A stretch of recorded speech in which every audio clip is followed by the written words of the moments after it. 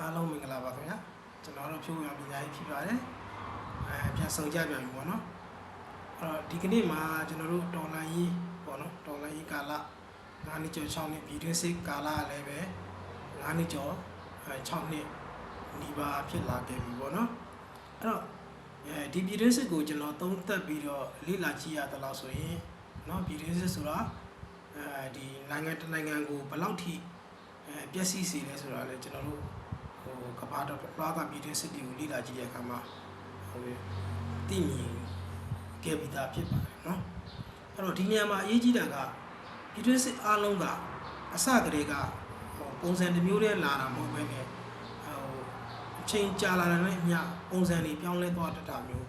ရှိလာတာကိုလည်းကျွန်တော်လေ့လာရသလောက်တွေ့ရှိရပါတယ်ပေါ့နော်အဲ့တော့ဒီနေ့မှာတော့ကျွန်တော်ကကမ္ဘာနိုင်ငံတွေမှာဖြစ်ပေါ်ခဲ့တဲ့ပြည်တွင်းစစ်တွေကိုပုံစံလိုက်ခွဲခြားပြီးတော့အဲ့ဒီအတွေ့အကြုံကနေပြီးတော့မြန်မာနိုင်ငံကဘယ်အဆင့်ကိုရောက်နေပြီလဲအဲ့တော့ပြည်တွင်းစစ်မှာနိုင်ငံတကာရဲ့ထောက်ခံမှုကနော်ဘယ်လောက်အရေးကြီးတယ်လဲထောက်ခံမှုရရှိဖို့ဘာတွေပြင်ဆင်သင့်လဲဆိုတာကိုသုံးသပ်တင်ပြသွားမှာဖြစ်ပါတယ်ပထမဆုံးပြည်တွင်းစစ်ပုံစံတစ်ခုကအစိုးရကတစ်ဖက်နဲ့တော်လှန်ရေးတစ်ဖက်ကတစ်ဖက်နှစ်ဖက်ပေါ့နော်အဲ့ဒီပုံစံကပြည်တွင်းစစ်တွေထဲမှာပြည်သူတွေအလွယ်ကူဆုံးနားလည်နိုင်တဲ့ပုံစံဖြစ်တယ်အဲ့တော့ပြည်သူတွေအနေနဲ့ကလည်းဘယ်သူကရန်သူလဲဆိုတာကိုသိမြင်လွယ်တယ်ဘယ်ဘက်ကိုထောက်ခံရမလဲဆိုတာကိုလည်းပဲဆုံးဖြတ်လွယ်ပါတယ်နော်အဲ့တော့အဲ့ဒီအနေအထားမှာနိုင်ငံတကာကလည်းပဲဂျားဝင်စစ်စက်ညှိနှိုင်းပေးလို့ရပါတယ်အဲ့တော့အဲ့ဒီ level အဆင့်မှာပြည်တွင်းစစ်ပုံစံကပြီးဆုံးဖို့လွယ်တယ်တော်လှန်ရေးရလည်းပဲအနိုင်ရရှိများပါတယ်ဗျဒါကနံပါတ်1ပြည်တွင်းစစ်ပုံစံဖြစ်ပါတယ်ခင်ဗျာနောက်ထပ်နံပါတ်2ပြည်တွင်းစစ်ပုံစံကတော့အစိုးရကအားနည်းလာတယ်ပြီးတော့လက်နက်ကင်ကြီးများလာတယ်ပေါ့အဲ့တော့အဲ့ဒီမှာမဟာမိတ်ဖြစ်ခဲ့တဲ့လူတွေတောင်မှပဲနောက်ပိုင်းမှာမဖြစ်လာလဲဆိုတော့အာဏာတွေနယ်မြေတွေအခွန်အကောက်တွေနော်အကျိုးစီးပွားကိစ္စတွေနဲ့အရှင်းရှင်းရန်ဖြစ်လာတဲ့အဆင့်ဖြစ်တယ်ဥပမာကျွန်တော်တို့တော်လိုင်းရေးထဲမှာဥပမာပြရရင်ဒီအညာဘက်နယ်မြေလူရာတွေရှိတယ်အခွန်အကောက်ကိစ္စတွေရှိတယ်တစ်လုပ်ငန်းတွေနော်ကြောက်လုပ်ငန်းတွေ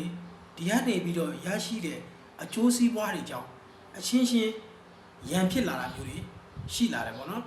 အဲ့တော့အဲ့ဒီအဆင့်မှာကျတော့ဘာဖြစ်လာလဲဆိုပြည်သူကရန်သူကဘယ်သူလဲဆိုတာကိုမရှင်းလင်းတော့ဘူး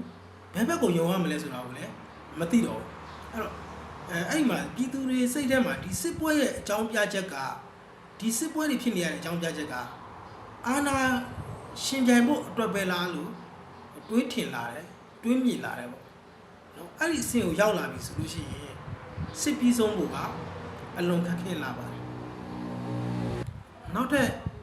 ပြည်တွင်းစစ်ပုံစံတစ်ခုကတော့ဒီနိုင်ငံကြီးတွေရဲ့ကိုယ်စားလှယ်ပြည်တွင်းစစ်တွေပေါ့နော်အဲ့ဒီအဆင့်မှာပြည်တွင်းစစ်ဖြစ်နေတဲ့ပြည်တွင်းကအဖွဲ့တွေကိုနောက်ကနေနိုင်ငံကြီးတွေကနေပြီးတော့လက်နက်တွေငွေကြေးတွေသတင်းအချက်အလက်တွေထောက်ပံ့လာတယ်အဲ့လိုထောက်ပံ့လာတဲ့အတွက်ကြောင့်စစ်ပွဲကပြီးဆုံးနိုင်လောက်အောင်ရှိကြလာတယ်ပြည်သူတွေကဒုက္ခတွေပိုပြီးရောက်လာတယ်အဖွဲ့အစည်းတွေကငွေမကုန်သေးသေးသူတို့ငွေတွေမကုန်သေးသေးအလွန်ငွေတွေရနေသေးသေးစက်တိုက်နာနိုင်ကြတယ်နော်အဲ့ဒီအဆင့်ကိုရောက်သွားရင်အနိုင်ရတယ်လို့မရှိတော့ဂျားထဲမှာကဖြစ်ရက်နေရတဲ့ပြည်သူတွေကဘယ်လိုပြောမလဲပို့ပြီးတော့ဒုက္ခတွေရောက်လာတယ်စီးပွားရေးလူမှုရေးအခက်အခဲကြက်တဲ့မျိုးစုံကြားထဲမှာရှင်သန်နေရတဲ့ကာလဖြစ်လာတယ်ပေါ့နော်အဲ့ဒီအဆင့်ကိုရောက်သွားရင်အနိုင်ရတယ်လို့မရှိတော့ဘဲနဲ့စစ်ပွဲကဒီပြည်တွင်းစစ်ပွဲကတဖြည်းဖြည်းနဲ့ကြာရှည်သွားနိုင်တဲ့အနေအထားအထိဖြစ်လာနိုင်တယ်ပေါ့နော်အဲ့တော့နောက်ထပ်ပြည်တွင်းစစ်ကတော့အစိုးရဆိုတာမရှိသလောက်ဖြစ်သွားတဲ့နိုင်ငံဖြစ်တော့အဲ့ဒီအဆင့်မှာပါလဲဆိုပြည်တွင်းစစ်ရဲ့အဆိုးဆုံးအဆင့်ဖြစ်ပါတယ် နော်အစိုးရဆိုတာနာမည်ပဲကြံပြီးတော့ဒေသတိုင်းမှာလက်နက်ကင်အဖွဲ့တွေကတခုချင်းစီကထိန်းချုပ်လာတယ်ကိုဒေသမှာကိုဥပဒေကိုအခွန်ကိုတရားစီရင်မှုတွေဖြစ်လာတယ်နော်အဲ့လိုမျိုးဖြစ်လာပြီဆိုလို့ရှိရင်လူပေါင်းဖွဲ့စည်းပေါ့နော်ကတဖြည်းဖြည်းနဲ့ပြိုကွဲသွားတယ်ပြိုကျသွားတယ်နောက်ပြီးတော့လူသားဆန်မှုတွေလူခွင့်ရေးတွေနော်မရှိတော့ဘဲနဲ့နော်မတိမ်မှုတွေအကြမ်းဖက်မှုတွေနော်လက်နက်တွေနဲ့တိုက်ခိုက်နေကြတာတွေနော်တရားဥပဒေစိုးမိုးမှုမရှိတော့ဘဲနဲ့သူတလူငါတမင်းဖြစ်ကြတာဖြစ်တဲ့ပုံစံမျိုးတွေဖြစ်လာတယ်အခုလည်းပဲဖြစ်နေတယ်ပေါ့နော်အဲ့တော့အဲ့ဒီလိုဖြစ်လာတယ်နောက်ပြီးတော့အဲ့ဒီမှာပါလဲဆိုငါနဲ့မတူရင်ငါရန်သူဆိုတဲ့အဆင့်ဖြစ်လာတယ်အဲ့တော့ဖက်ကပြည်သူတွေတော်လှန်ရေးလုပ်နေတဲ့လူတွေအကုန်လုံးကဘာဖြစ်လာလဲဆိုတော့နှစ်ကြာလာတဲ့အမျှဒဏ်ရာတွေစိတ်ဒဏ်ရာတွေများလာတယ်အဲ့တော့စိတ်ဒဏ်ရာတွေများလာတဲ့အခါမှာအဲ့ဒီစိတ်ဒဏ်ရာကိုအစားထိုးကုသနိုင်ဖို့အတွက်ကိုတစ်ဖက်ကိုဆဲတာပေါ့လက်နက်မရှိတဲ့လူကကိုနဲ့အမြင်မတူတဲ့လူကိုနဲ့သဘောကိုသဘောမကျတဲ့လူတွေကိုပုဂ္ဂိုလ်ရေးအရာရောနိုင်ငံရေးအရာရောအဆုံးရောက်တဲ့အထိဆွဲချတာမျိုးဆဲဆူတာမျိုးဖြစ်လာတယ်လို့လက်နက်ရှိတဲ့လူတွေကြတော့ဒိုင်းပေါ့အဲ့တော့သွားမင်းငါဥပဒေလက်မခံရင်ငါနိုင်မိတဲ့ရောက်ရင်မင်းတေကွာဆိုတဲ့ပုံစံမျိုးဒီဖြစ်လာတယ်ပေါ့နော်ဒါကဒီအစိုးရမရှိသလောက်ဖြစ်သွားတဲ့နိုင်ငံပေါ့နော်နိုင်ငံအနေထားပေါ့အဲ့တော့ဒီပြည်တွင်းစစ်အဆင့်ကျွန်တော်၄ခုမြောက်ပြည်တွင်းစစ်အဆင့်ပေါ့နော်အဲ့ဒီမှာလည်းပဲအခုကျွန်တော်တို့နိုင်ငံမှာဘယ်လိုဖြစ်နေလဲဆိုတာလေးကိုလည်းဒီအတွေ့အကြုံလေးတွေရှိနေလည်းပဲရေးသားပေါ်ပြပေးသွားလို့ရပါတယ်ဗျအဲ့တော့ဒီမှာဒီချက်၄ချက်ပေါ့နော်ကျွန်တော်ပြည်တွင်းစစ်ပုံစံချက်၄ချက်တင်ပြသွားတဲ့ပုံမှာဒီအရေးကြီးဆုံးသတိပြုရမယ့်အချက်တော့ရှိပါတယ်အဲ့တော့ကျွန်တော်လေ့လာရသလောက်ဒီကမ္ဘာပြည်တွင်းစစ်ဒီမှာသမိုင်းတွေကိုပြန်ကြည့်တဲ့အခါမှာဒီအန်ဒီရဲ့အရှိဆုံးအချိန်ကရန်သူမရှင်းတော့လို့ရှိအဲ့တော့ရန်သူမရှင်းတော့တဲ့အချိန်ဆိုတာကျွန်တော်ပြည်တွင်းစစ်ပုံစံနံပါတ်1မှာကျွန်တော်ပြောခဲ့တယ်ဘယ်သူကရန်သူလဲဆိုတာမသိတော့ဘူးအဲ့တော့မသိတဲ့နောက်ပိုင်းမှာ3နဲ့4ဖြစ်လာပြီးတော့တိုင်းပြည်ကတခုလုံး face state ပေါ့နော်ဖြစ်သွားတဲ့အနေအထားမျိုးကိုပြောချင်တာရန်သူဆိုတာဘယ်သူလဲမသိတော့ဘူးနောက်အစိုးရဆိုတာပေါ့အစိုးရကလည်းပဲကျွန်တော်တို့နှစ်ဖက်ရှိနေတာပေါ့နော်ဒီဘက်ကတော်လှန်ရေးအစိုးရနဲ့ဒီစစ်တပ်ရဲ့စစ်ကောင်စီအစိုးရနှစ်ဖက်ရှိနေတဲ့အချိန်မှာအဲ့တော့အစိုးရကိုလည်းပဲမဟုတ်တော့ဘဲနဲ့တော်လှန်ရေးအဖွဲ့အချင်းချင်းမှာရှင်းပြိုင်လာတာပေါ့နော်အဲ့တော့ဒီစစ်ကောင်စီကိုရှင်းပြိုင်နေတာမျိုးမဟုတ်တော့ဘဲနဲ့တော်လှန်ရေးထဲမှာရှိနေတဲ့သူတွေအချင်းချင်းမှာရှင်းပြိုင်လာကြတယ်အဲ့တော့ဘလို့ရှင်းပြိုင်လဲတရားဝင်တယ်တရားမဝင်ဘူးဆိုတော့နော်ဒီတစိတ်တွေကပ်ပြီးတော့အာဏာတွေနဲ့ရှင်းပြိုင်လာကြတယ်အဲ့တော့ကျွန်တော်ပြောချင်တာအဲ့မှာတရားဝင်တယ်ဆိုအခုဖြစ်နေတဲ့ဒါဘယ်သူ့မှကျွန်တော်ဆွဆွဲပြောဆိုတာမဟုတ်ဘူးအခုဖြစ်နေတဲ့ပုံစံကိုပြပြတာအခုပါသုံးလုံးဆိုရင်ကျွန်တော်တို့ဒီတော်လိုင်း UNG အမျိုးသားညီညွတ်ရေးအစိုးရကနေပြီးတော့ဖွဲ့စည်းပေးထားတဲ့ပါသုံးလုံးကငါတို့ကတော့တရားဝင်တယ်ပေါ့ဒါဒီလိုမျိုးလေးပေါ့အဲ့တော့မင်းတို့ငါတို့ရဲ့အမျိုးသားညီညွတ်ရေးအစိုးရ MOD ရဲ့အောက်မှာလာပြီးတော့မလုပ်တဲ့မင်းတို့တွေကတော့တရားမဝင်ဘူးဆိုတဲ့ပုံစံမျိုးအခင်းချင်းတွေတွေ့လာရတယ်ပေါ့နော်အဲ့တော့အဲ့ဒီအချိန်မှာဘာဖြစ်လာလဲဆိုတော့ဘသူတွေကနစ်နာရလဲပေါ့နော်နစ်နာအဲ့တော့နစ်နာဆုံးကတော့ပြည်သူတွေပဲအဲ့တော့အဲ့ဒီမှာနစ်နာတဲ့လူတွေကပြည်သူတွေဖြစ်တယ်သွေးမြေပြင်မှာသွေးမြေတကယ်ကြခံရတဲ့လူတွေကကျွန်တော်တို့ PDF တွေဖြစ်တယ်အဲ့တော့အနိုင်ရလာတာတွေကဘသူလဲဆိုတော့အာဏာရှင်စနစ်ဖြစ်ပါတယ်ကျွန်တော်တို့မြန်မာပြည်ရေးစိတ်ကလူခွင့်ရေးချိုးဖောက်မှုရ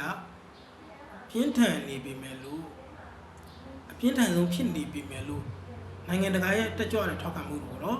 ဒီနေ့ထိမရသေးတာအမှန်ပါပဲအဲ့တော့ကျွန်တော်တို့ကဒါဆိုနိုင်ငံတကာကမကူဘူးလို့ပြောမှာလားနော်နိုင်ငံတကာကမကူဘူးလို့ပြောနေမြဲတဲ့စားဘာကြောင့်မကူနိုင်သေးတာလဲဆိုတာကို ကျွန်တော်တို့စဉ်းစားဖို့လိုပါတယ်အဲ့တော့ဒီမကူနိုင်ရတဲ့အကြောင်းရင်းကိုကျွန်တော်အမြင်အရစဉ်းစားကြည့်တဲ့အခါမှာဒီကိုစားပြုမှုမရှင်းလင်းဘူးเนาะအကြမ်းဖက်မှုတွေအငင်းပွားမှုတွေများလာတယ်เนาะစစ်ပြီးနောက်နိုင်ငံရေးညီမချက်မရှင်းလင်းဘူးအဲ့တော့နိုင်ငံတကာမှာကသူတို့အနေနဲ့အာဏာရှင်ကိုစန့်ကျင်လာတဲ့အကြမ်းဖက်မှုကိုထောက်ခံတာတွေကသူတို့မှလုံးဝကွဲကြထားတယ်เนาะဒါကိုလည်းကျွန်တော်တို့သိမြင်ဖို့လိုတယ်အဲ့တော့ဒီနိုင်ငံတကာထောက်ခံတယ်ဆိုတာကလက်နက်ထောက်ခံတာတခုတည်းမဟုတ်ဘူးအရေးကြီးဆုံးကတရားဝင်မှုเนาะ legitimacy နိုင်ငံရေး PR political pressure เนาะလူသားချင်းစာနာမှုအကူအညီတွေဝင်ရောက်နိုင်မှုเนาะစစ်ပြီးတဲ့နောက်မှာပြန်လည်တည်ဆောက်ရေးအခွင့်အလမ်းတွေဒီဟာတွေကလည်းနိုင်ငံတကာထောက်ခံမှုကနေရရှိနိုင်တဲ့အနေအထားမျိုးတွေဖြစ်ပါတယ်ဗျเนาะအဲ့တော့ဒီလိုနိုင်ငံတကာထောက်ခံမှုလည်းမရှိဘူးเนาะကျွန်တော်တို့မှာကလည်းပဲစောစောကကျွန်တော်ပြောသလိုဒီကိုစားပြုမှုမရှင်းလင်းတာတွေเนาะအငင်းပွားမှုတွေအကြမ်းဖက်မှုတွေမရှင်းလင်းတာဖြည့်ရှင်းနိုင်မှုမရှိတာเนาะစစ်ပြီးနောက်နိုင်ငံကိုဘယ်လိုတည်ဆောက်မယ်ဆိုတဲ့ဟာတွေရှင်းလင်းလင်းမရှိတဲ့အတွက်ကြောင့်မို့ဒီစစ်ပွဲကကျွန်တော်နိုင်ငံအတွင်းမှာဒီလိုပုံစံမျိုးဆက်ပြီးတော့တွားနေမယ်ဆိုရင်ကျွန်တော်တို့ရဲ့အဆုံးမရှိတဲ့ပြည်တွင်းစစ်ဖြစ်သွားနိုင်ပါတယ်ဗျအဲ့တော့ကျွန်တော်တို့နိုင်ငံတကာထောက်ခံမှုရအောင်ဘယ်လိုပြင်ဆင်သင့်လဲအဲ့တော့နိုင်ငံတကာထောက်ခံမှုကကျွန်တော်တို့ကတောင်းယူလို့မရပါဘူးယုံကြည်မှုနဲ့ပြသရပါတယ်နောက်ဒါလေးတစ်ချက်ကျွန်တော်ပြောချင်ပါတယ်အနည်းဆုံးတော့ကျွန်တော်တို့ကပြည်သူ့ကာကွယ်ရေးကိုရှေ့ခံရမယ်ပြည်သူနစ်နာမှုအနည်းဆုံးကိုစဉ်းစားပေးရမယ်နောက်အကြမ်းဖက်မှုတွေကိုဒီမူဝါဒတွေစံနှုန်းတွေနဲ့တားမြစ်နိုင်ရမယ်နော်အဲ့တော့ဆုံးဖြတ်ချက်ချတဲ့လူတွေနော်တာဝန်ယူသူတွေကိုရှင်းပြနိုင်ရမယ်ဥပမာကျွန်တော်ပြောတဲ့ကိုစားပြုမှုမရှင်းလင်းဘူးဆိုတာဘယ်သူကဒီစစ်ပွဲကိုတာဝန်ယူမှာလဲတခုခုပြဿနာဖြစ်လာဘယ်သူကတာဝန်ယူမှာလဲဘယ်သူကဒီဟာနဲ့ပတ်သက်ပြီးတော့ဆုံးဖြတ်ချက်ချပေးမှာလဲနိုင်ငံတကာပေါ့ဒီလိုအရာတွေကနေပြီးဘယ်သူကကိုစားပြုပြီးတော့မှနိုင်ငံတကာနဲ့ဆက်သွယ်ပြီးတော့မှရှင်းလင်းမှာလဲဆိုတဲ့ကိစ္စအလေးရေးကြည့်ပါတယ်အဲ့တော့ပြီးရင်ဗါလဲဆိုစစ်ပြီးတဲ့နောက်မှာနိုင်ငံရေးလမ်းကြောင်းနိုင်ငံရေးလမ်းပြမြေပေါ့ပြသနိုင်ရမယ်ပေါ့နော်အဲ့တော့ကျွန်တော်တို့မြန်မာပြည်တွင်းစစ်ကိုနိုင်ငံတကာကမထောက်ခံသေးဘူးအဲ့လိုမထောက်ခံသေးတာကလည်းကျွန်တော်တို့ပြည်သူတွေနာကျင်နေတာကိုမမြင်လို့မဟုတ်ဘူးအဲ့တော့ပြည်သူတွေနာကျင်တာကိုမမြင်လို့မဟုတ်ဘူးသူတို့မမြင်တာပါဆိုတော်လိုင်းရဲ့လမ်းကြောင်းကိုမမြင်နိုင်သေးတာဒါကြောင့်မလို့ကျွန်တော်တို့ကဘယ်သူမှန်လဲဆိုတာကိုဆက်ပြီးတော့မေးနေမြဲအစားဘယ်လမ်းကပြည်သူဘဝကိုကယ်နိုင်မလဲဆိုတဲ့မိကုန်းကိုမေးရမယ့်အချိန်ရောက်လာပြီဖြစ်ပါတယ်အဲ့တော့နောက်ဆုံးအနေနဲ့ပြောရရင်နိုင်ငံတကာထောက်ခံမှုဆိုတော့ဒေါ်လာရဲ့အလှဆင်ပစ္စည်းမဟုတ်ပါဘူးเนาะအဲ့တော့နိုင်ငံတကာထောက်ခံမှုရအောင်လုပ်မယ်ဒါကြီးကိုငါတို့နိုင်ငံတကာထောက်ခံမှုရအောင်လုပ်တာကအပြင်ပန်းလှအောင်เนาะပြင်ပန်းလှအောင်ငါတို့တရားဝင်နေဆိုတာမျိုးပြဖို့အတွက်ကိုအပြင်ပန်းလှအောင်လုပ်တဲ့အလှဆင်ပစ္စည်းမဟုတ်ပါဘူးကျွန်တော်တို့ကတော်လိုင်းရေးကိုအဆုံးသတ်နိုင်ဖို့လိုအပ်တယ်အသက်ရှူကရိယာဖြစ်ပါတယ်เนาะဒါလေးကိုလည်းပဲကျွန်တော်ဒီနေရာနေပြီးတော့ရှင်းလင်းဖြစ်အောင်เนาะပြောလိုက်ပါတယ်ဗျအဲ့တော့အခုကျွန်တော်ပြောသွားတဲ့ပြည်တွင်းစစ်အနေအထားတွေထဲမှာကျွန်တော်တို့နိုင်ငံကဘယ်အဆင့်ဒီရောက်နေပြီလဲเนาะအဲ့တော့ဒီအဆင့်တွေဒီလိုအဆင့်တွေပေါ်မှာဘာတွေများလိုအပ်ချက်တွေရှိနေလဲကျွန်တော်ဘာတွေဆက်ပြီးတော့ဒါတွေကိုပြင်ဆင်နိုင်ဖို့ပုံမကောင်းမွန်အောင်လုပ်နိုင်ဖို့အတွက်ဘယ်လိုအရာတွေကိုဖန်တီးပြီးတော့မှလှုပ်ဆောင်ကြမလဲဆိုတာလေးတွေကိုကျွန်တော်ရဲ့ဒီဗီဒီယိုလေးအောက်မှာအားလုံးဝိုင်းဝန်းပြီးတော့အကြံပြုပေးသွားကြပါဦးခင်ဗျာ